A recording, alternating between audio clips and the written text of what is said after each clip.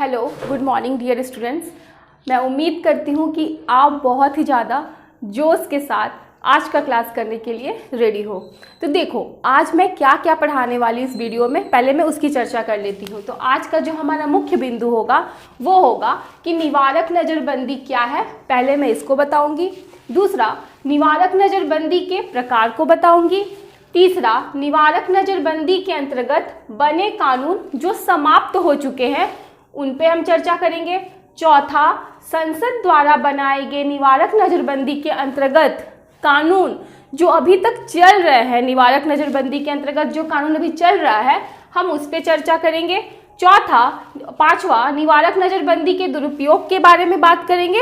और छठा, हम इसके निष्कर्ष को देखेंगे, क्योंकि पिछले क्लास में मैंने आर्टिकल 22 के क्लॉज 1 और क्लॉज 2 को बताया था, क्लॉज 3 की भी चर्चा की थी कि वो अपवाद है। तो अब हम इस मुख्य बिंदु पे आज बात करने वाले हैं। तो स्टार्ट करते हैं हम अपना आज का क्लास। चलिए स्टार्ट करते हैं। हमारा पहला टॉपिक निवारक नज़रबंदी आखिर है क्या। तो बच्चों ध्यान देंगे, देखिए निवारक नज़रबंदी के बारे में मैंने 1950 का जो गोपालनवाद था उसमें भी समझाया था कि निवारक नज़रबंदी का मतलब ये है कि आपको बिना बताए, ठीक है, आपको बिना जानकारी दिए, बिना कारण बताए आपको मनमाने ढंग से आपकी हिरासत हो जाएगी, ठीक है। तो इसमें क्या होता है ना कि अगर किसी भी व्यक्ति के ऊपर शक होगा कि नहीं आपके वजह से अपराध हो सकता है तो क्या किया जाएगा, आपको गिरफ्तार कर लिया जाएगा, वो भी मनमाने ढंग से, ठीक है। तो देखिए, आशंका के आधार पर इसमें बंदी बनाया था। तो पहला बिंदु मैंने बोला है कि आशंका के आधार पर बंदी बनाना, मतलब कि इसमें क्या है ना, अगर शक हो गया कि नहीं मेरे द्वारा या फिर अमुक व्यक्ति के द्वारा क्या हो रहा है कि अपराध हो सकते हैं या फिर लोक व्यवस्था बिगड़ सकती है देश की, ठीक है, या फिर आपराधिक घटने हो सकते हैं, दंगे हो सकते हैं। गोपालन जी के साथ भी ऐसा ही हुआ था। वो भाषण उनका जिस तरह का होता था वो क्या था, देश की अखंडता, देश की संप्रभुता को चोट पहुंचती थी। तो पुलिस ने क्या किया, उनको पहले ही गिरफ्तार कर लिया, ठीक है, कि पुलिस ने कारण क्या बताया, निवारक नज़रबंदी, क्योंकि संविधान में बस ये बोला गया है निवारक नज़रबंदी। अब इसका पालन करने के लिए अलग अलग कानून बनते रहते हैं, ठीक है। तो 1950 में गोपालन को भी निवारक नज़रबंदी के अंतर्गत ही बंदी बनाया गया था, क्योंकि उनका कहना ये था कि इनके भाषण से क्या होगा, आपराधिक दंगे होने वाले हैं, ठीक है। तो अब ये देखो, इसका बहुत बड़ा मिसयूज भी होता है, क्योंकि हम तो भगवान है नहीं, कैसे पता कि अमुक व्यक्ति की मंशा यही है, या फिर ये कैसे पता कि अगर मैं कोई क्राइम करूंगी, मैं कुछ करने जा रही हूँ तो उससे क्राइम ही होगा, क्योंकि परिस्थितियां हमेशा एक जैसा नहीं होती। जरूरी नहीं है कि आज अगर मैं कुछ ऐसी बातें बोल रही हूँ कि वो क्या, मैं देश की अखंडता और संप्रभुता के खिलाफ, जरूरी नहीं है कि आज मैं वही बातें बोलूँगी। हो सके मेरा मन आज नहीं होगा, आज मैं नहीं बोलूँगी, ठीक है, लेकिन पहले उनको शक हुआ कि नहीं हम तो ऐसे ही हैं, हम बोलेंगे और आतंक होगा तो हमको गिरफ्तार कर लो। तो इसमें क्या है, मनमानी हिरासत होती है। और हिरासत में लेने के टाइम ना आपको कारण नहीं बताया जाएगा कि हाँ देखो आपको इस कारण से हिरासत में लिया गया है, ठीक है। तो अब क्या है कि निवारक नज़रबंदी में आशंका के आधार पर बंदी बनाया जाएगा। दूसरा, आर्टिकल 19, 20 और 21 एक पल में आपका समाप्त हो जाएगा, जिसको ये बंदी बनाएगा। तो आर्टिकल 19 क्या है, वाक और अभिव्यक्ति की स्वतंत्रता देता है, ठीक है। सबसे बड़ी स्वतंत्रता तो हमारी 19 ही है, वो खत्म हो जाएगी। दूसरा क्या है, 20 अपराधियों को भी मूल अधिकार है, वो भी खत्म। 21 प्राण एवं दैहिक स्वतंत्रता समाप्त, ठीक है। और मनमाने ढंग से आपको हिरासत में ले लिया जाएगा, ना आपको कारण बताया जाएगा, ना ही आपको 24 घंटा के अंदर मजिस्ट्रेट के सामने पेश किया जाएगा, ठीक है। तो देखो, सारे आर्टिकल्स के बारे में मैंने पिछले क्लास में बात कर ली है। और पिछले क्लास, इसके पहले जो क्लास हुआ था उसमें अनुच्छेद 22 का क्लॉज 1 एंड क्लॉज 2 मैंने करवाया था, और उसमें बोला था कि अनुच्छेद 22 के क्लॉज 1 में मनमाने ढंग से हिरासत में हम किसी को नहीं ले सकते, हमको कारण बताना पड़ेगा। और 2 में मैंने ये बताया था कि 24 घंटे के अंदर मजिस्ट्रेट के सामने शामिल करना पड़ता है। लेकिन अनुच्छेद जो 22 का क्लॉज 3 था, मैंने बोला कि ये अपवाद है। अनुच्छेद 22 के क्लॉज 1 और क्लॉज 2 का अपवाद है, मतलब विदेशी शत्रु जो हमारे होंगे और जिनको निवारक नज़रबंदी के अंतर्गत कैद किया गया होगा, ठीक है, उन दोनों को ये सुविधा नहीं मिलेगी अनुच्छेद 22 के क्लॉज 1 और 22 के क्लॉज 2 की सुविधा नहीं मिलेगी। ठीक है, किसको किसको नहीं मिलेगी? तो विदेशी शत्रु को, विदेशी शत्रु और निवारक नजरबंदी के अंतर्गत जिनको बंदी बनाया गया होगा। ठीक है, तो उसी से मुद्दा निकला था निवारक नजरबंदी का, और इसलिए आज ये क्लास भी हुआ निवारक नजरबंदी को लेकर। तो तीसरी चर्चा कर लेते हैं हम इस पे, पुलिस की शक्तियां इसमें बढ़ेंगी। मतलब कि देखो, हमारा देश जो भारत है ना, यहाँ पर विधि का शासन है, विधि की सर्वोच्चता है। यहाँ पे कोई पुलिस, किसी व्यक्ति का शासन नहीं है, ये म्यांमार नहीं है। ठीक है, यहाँ पर किसकी शासन है? विधि की। और सबसे बड़ी विधि कौन है हमारी? हमारा खुद का संविधान। संविधान हमारी सर्वोच्च विधि है। तो यहाँ किसी व्यक्ति और पुलिस का शासन नहीं होता, लेकिन इसमें क्या होता है, इस निवारक नजरबंदी के अंतर्गत पुलिस की शक्तियां बढ़ जाती हैं, पुलिस का शासन की स्थापना स्टार्ट हो जाती है। ठीक है, तो इसमें पुलिस की शासन की स्थापना क्यों स्टार्ट हुई? क्योंकि इसमें क्या होता है ना, अगर आप देखोगे तो कोई भी आप क्राइम करते हो या कुछ भी करते हो, जब आपको उच्चतम न्यायालय में दंड के लिए ले जाया जाता है तो वहां पे कार्रवाई होती, ट्रायल होता है, तो वहां पे उच्चतम न्यायालय क्या करती है? मेरी खुद की गवाही, अगर मैं खुद के खिलाफ भी गवाही दे दूं कि मैंने ये क्राइम किया है, तो उच्चतम न्यायालय नहीं मानेगी। ठीक है, वो बोलेगी कि इस व्यक्ति के अगेंस्ट में जो सबूत है वो दिखाओ।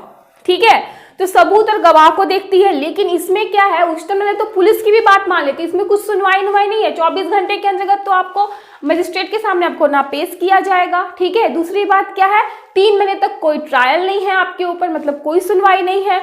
और अगर सुनवाई होती भी है तो याद रखिएगा, इसमें क्या है ना, पुलिस की बात को भी मान लिया जाता है, पुलिस की गवाही को भी मान्यता प्राप्त है। तो ये बहुत ही ज्यादा कठोर है। ठीक है, निवारक नजरबंदी बहुत ही कठोर है और समान परिस्थितियों में इसका यूज असमान है। तो हमारे देश में 1975 में इंदिरा गांधी की सरकार थी, आपातकाल था, तो उस समय निवारक नजरबंदी के अंतर्गत जितने भी विपक्षी दल थे उनको क्या कर दिया गया था, जेल में डाल दिया गया था। और निवारक नजरबंदी को लागू करने के लिए समय समय पे कानून बनते ही जा रहे हैं। तो अब कौन कौन सा ऐसा कानून बना है, तो पहले हम पूर्व के कानून की बात करेंगे जो बना और खत्म हो गया, और इससे आपको अंदाजा भी होगा कि आखिर निवारक नजरबंदी इतना सख्त और इतना कठोर क्यों है। उसके बाद हम बात करेंगे, चर्चा करेंगे जो प्रेजेंट में कानून है। तो पहले मैं इसको रिमूव कर लेती हूँ और फिर चलते हैं कि निवारक नजरबंदी के अंतर्गत कौन कौन से आखिर कानून बने। ठीक है, तो चलिए स्टार्ट करते हैं अब हम। तो चलिए हम अपने मुख्य दूसरे बिंदु को देखते हैं, जिसमें निवारक नजरबंदी के अंतर्गत जो कानून बने थे, संसद के द्वारा बनाए गए थे कानून, अब वो क्या हो चुके हैं, समाप्त हो चुके हैं। तो पहला आता है नंबर मीशा का, MISA, मीशा। इसका पहले फुल फॉर्म समझ लेते हैं, maintenance of internal security act, maintenance of internal security act. ठीक है, आंतरिक सुरक्षा बनाए रखने का अधिनियम, हिंदी में इसको बोलेंगे आंतरिक सुरक्षा बनाए रखने का अधिनियम। देखो 1975 इंदिरा गांधी की सरकार, भारत में आपातकाल। ठीक है, इस दौरान क्या हुआ, मीशा का बहुत ही ज़्यादा मिस यूज हुआ, बहुत खतरनाक तरीके से मीशा का यूज़ किया गया। पहले मैं बता दूं कि देख लो, निवारक नजरबंदी के अंतर्गत जो कानून बनेंगे वो बहुत सख्त होंगे। क्यों? क्योंकि सिर्फ और सिर्फ शक के आधार पर आपको गिरफ्तार कर लिया जाएगा और ना आपको कारण बताए जाएंगे। उसके बाद क्या है, नॉर्मल कानून में क्या है कि 24 घंटे के अंदर आपको मजिस्ट्रेट के सामने प्रस्तुत किया जाता है, मजिस्ट्रेट तय करेगा कि कारण उचित है या अनुचित आपको गिरफ्तार करने का। लेकिन अगर कारण अनुचित हुआ तो आपको वहीं से क्या हो जाएगा, रिहाई दे दी जाएगी और पुलिस को डांट भी पड़ती है, कभी कभी पुलिस की नौकरी भी खतरे में आ जाती है। उसके बाद भी प्रक्रिया इतनी लंबी है कि गवाह और सबूत ना होने के नहीं रहेगा गवाह और सबूत, तो आप क्या हो जाएंगे, छूट जाएंगे। पर मीशा में ये निवारक नजरबंदी में ये सब नहीं है। तो निवारक नजरबंदी के अंदर जो कानून बनेंगे उसमें भी ये सब नहीं होगा।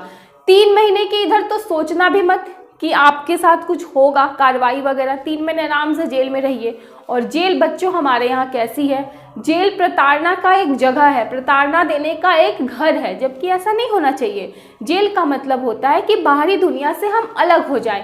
जेल का मतलब ये थोड़ी होता है कि हमारे जीवन के अधिकार को छीन ले, हमें मारे पीटे कूटे, अच्छा भोजन ना मिले, कोई व्यवस्था ना हो, नर्क है हमारे यहाँ की जेल। बहुत ही बड़ा दुर्भाग्य की बात है हमारे लोकतंत्र में। ठीक है, तो अब बात को ये समझना है कि देखो, एक तो पहला कानून हमारा जब मीशा आया तो ऐसा ही हुआ, पूरे विपक्षी दल को डाल दिया गया जेल में, ठीक है, उठाकर ठूस दिया गया जेल के अंदर, सिर्फ और सिर्फ शक के आधार पर, ठीक है। और 3 महीना तक के इधर तो वो बाहर निकल नहीं सकते थे। अब खुद ही सोचो, आप खुद के ऊपर इमेजिन करो कि कल आपका कोई एग्जाम है, ठीक है, कल हो सके आपका पूरा लाइफ चेंज हो सकता है, कोई एग्जाम आप पास आउट करने वाले हैं, आपकी अच्छी तैयारी है, सिर्फ शक के आधार पर आपको क्या किया जा रहा है, गिरफ्तार कर लिया जाएगा। उसके बाद 3 महीने आपके तो यूं ही चले गए, आपकी तो पूरी करियर बर्बाद हो जाएगा, ठीक है। तो जो व्यक्ति का एक एक पल, एक एक क्षण, एक एक समय इंपॉर्टेंट होता है। तो 3 महीने तो इसमें कितने दिन आ गए, कितने घंटे, कितने मिनट आ गए, ठीक है। तो ये रहा मीशा। लेकिन अब हुआ क्या, इस वजह से इंदिरा गांधी की जो सरकार थी ना, बहुत ज़्यादा क्या हो गई, बदनाम हो गई, लोग उन्हें नापसंद करने लगे। और मीशा के अंतर्गत क्या हुआ था ना कि इंदिरा गांधी के जो पुत्र थे वो भी क्या किए थे, बहुत ही ज़्यादा दुरुपयोग किए थे, ठीक है। वो पावर में ना होने के बाद भी पावर का इस्तेमाल कर रहे थे। तो देखो, अब बहुत ज़्यादा दुरुपयोग होने के कारण 1977 में इंदिरा गांधी क्या हो गई, हार गई और जनता पार्टी की सरकार बनी, ठीक है। और जनता पार्टी ने क्या किया, इसको खत्म किया, मीशा को। क्लियर। दूसरा, टाडा। अब टाडा क्या है भाई, इसकी भी फुल फॉर्म समझ लो। तो ये है terrorist and disruptive activities act, 1985 में आया, ठीक है।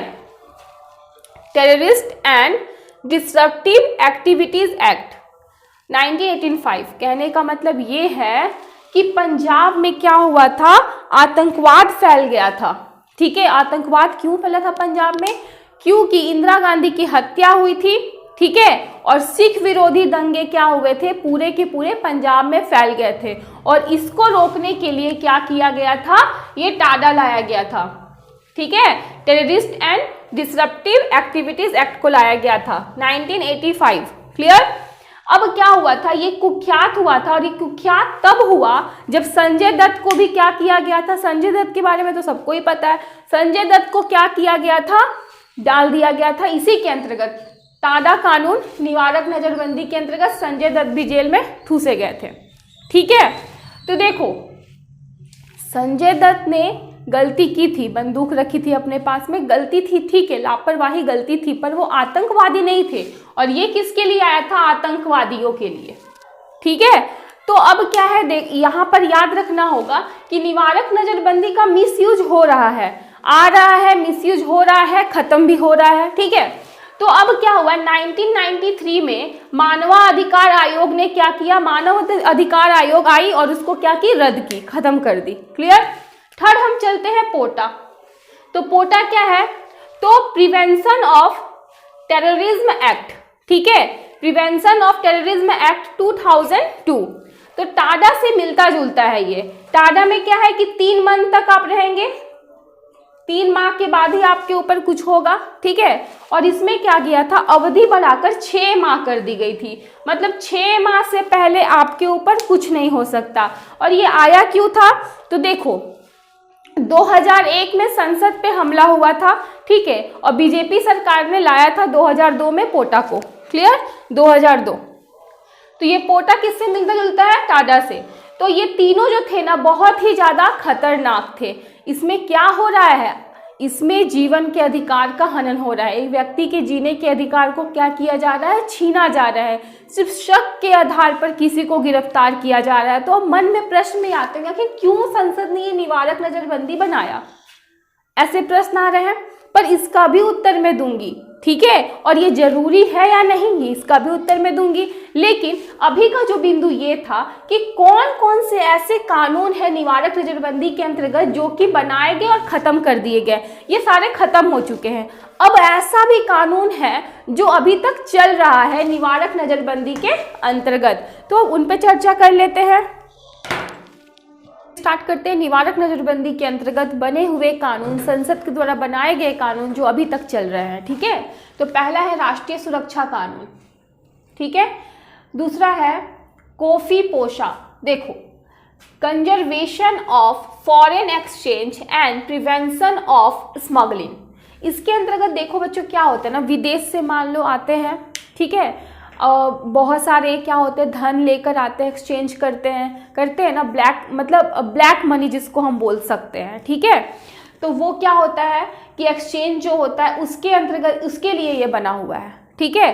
तो दूसरा क्या है, कॉफेपोशा हो गया। थर्ड में क्या है, यूएपीए क्या है, अनलॉफुल एक्टिविटीज प्रिवेंशन एक्ट 2004, ये नया बना है, ठीक है।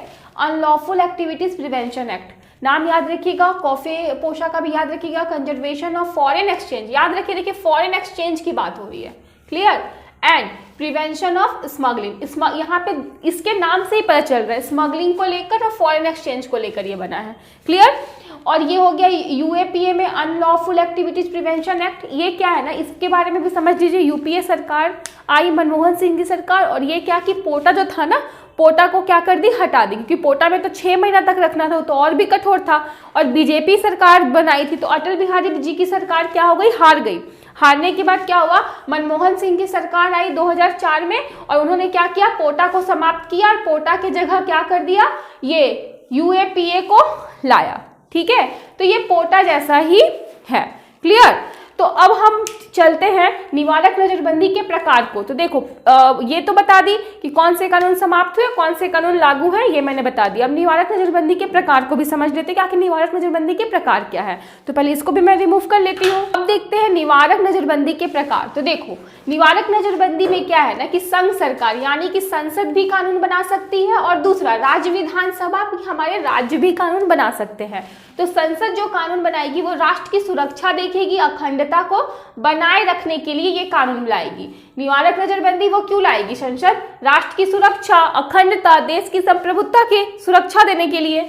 और राज्य क्यों लाएगा कि लोक व्यवस्था बनी रहे। राज्य क्यों लाएगा बच्चों, लोक व्यवस्था बनी रहे, ठीक है। लेकिन इसमें भी एक लेकिन आ रहा है। अब वो लेकिन क्या आ रहा है कि ये दोनों अपने मनमानी ढंग से कानून ना बना ले, इसीलिए ये क्या करेंगे, प्रावधान कौन देगा इनको, निवारक नजरबंदी के प्रावधान संविधान के अनुरूप होने चाहिए। मतलब संविधान बताएगा, क्योंकि मैंने बार बार बोला है संविधान एक फॉर्मूला तैयार कर देता है, ठीक है, और उसी पे हमें चलना होता है। तो निवारक नजरबंदी का भी जो प्रावधान संविधान में है उसके अंतर्गत ही कानून बन सकते हैं, ये नहीं कि उससे हटके, वरना तो ऐसे भी निवारक नजरबंदी का मिसयूज हुआ है, और संविधान निर्माता को पता था कि मिसयूज होगा। लेकिन वही बात है कि जिस प्रकार सॉरी माफ़ कीजिएगा बच्चों, थोड़ी खांसी आ गई थी मुझे, तो चलिए स्टार्ट करते। तो मैं वही बता रही थी आपको कि देखो जिस प्रकार हर बीमारी का एक इलाज तो नहीं है,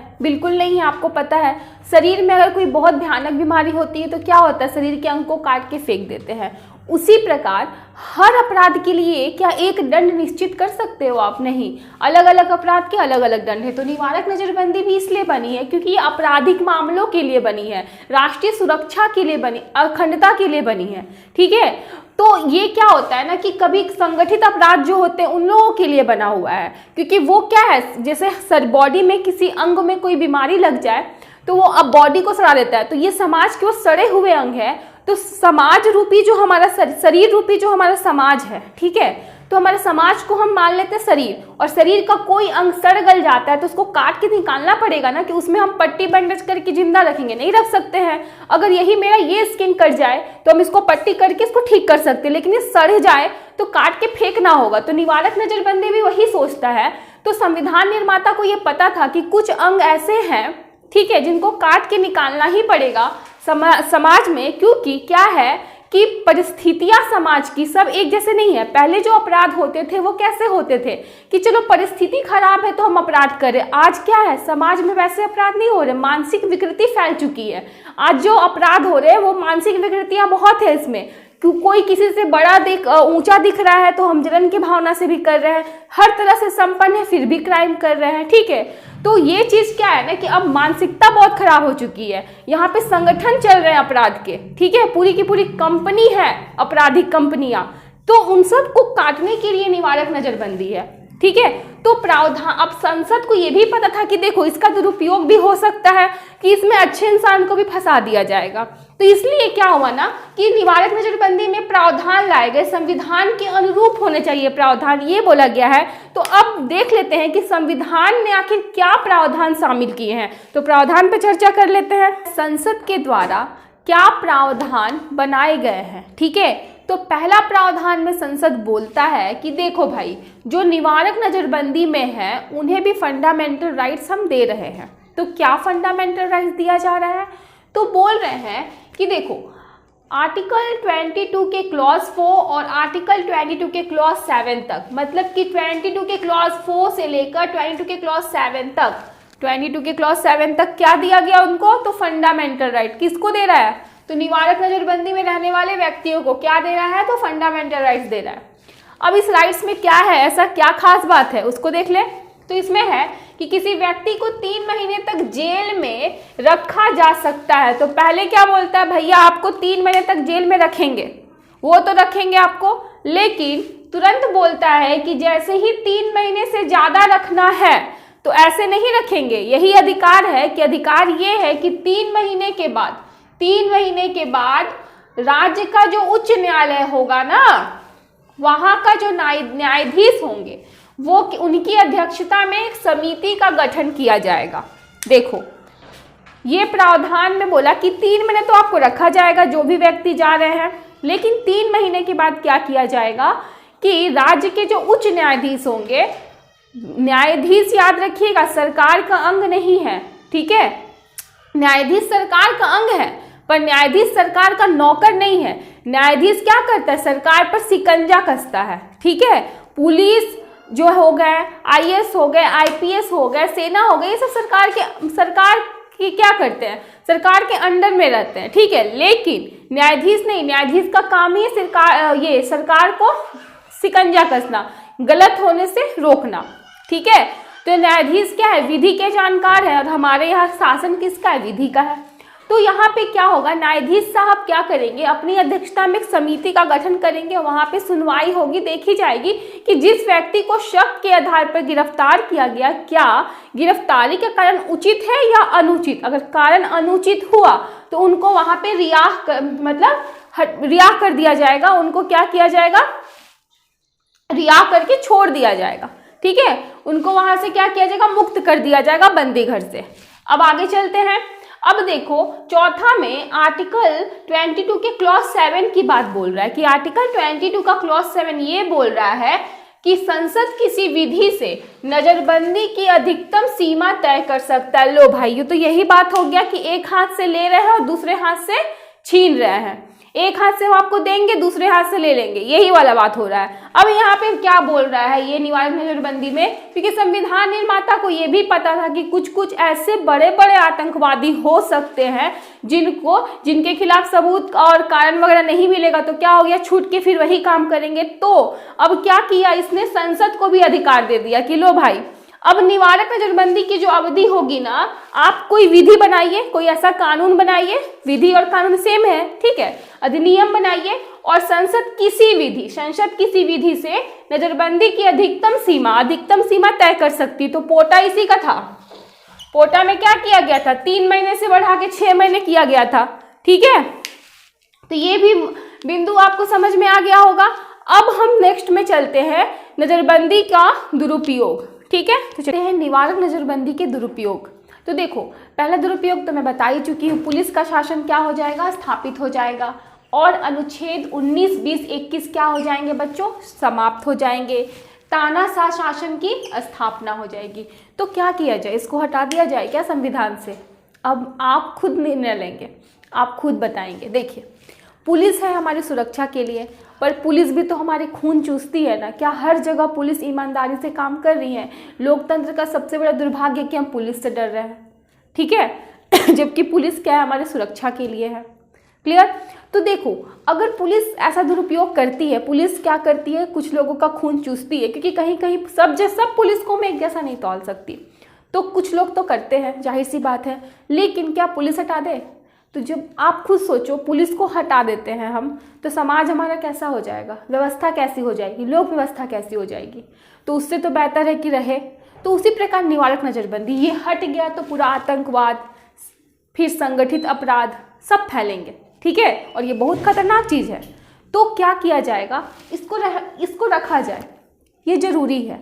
लेकिन शांति के समय इसका यूज नहीं होता, ठीक। अब जितने भी जैसे अमेरिका हो गया, यूरोप हो गया, इन सब में तो कभी यूज़ नहीं होगा क्योंकि वहाँ की परिस्थिति अलग है, भारत की परिस्थिति अलग है, भारत की समस्या अलग है। तो यहाँ हो चुका है आपातकाल के टाइम, कभी कभी बीच में यूज़ ये हुआ है।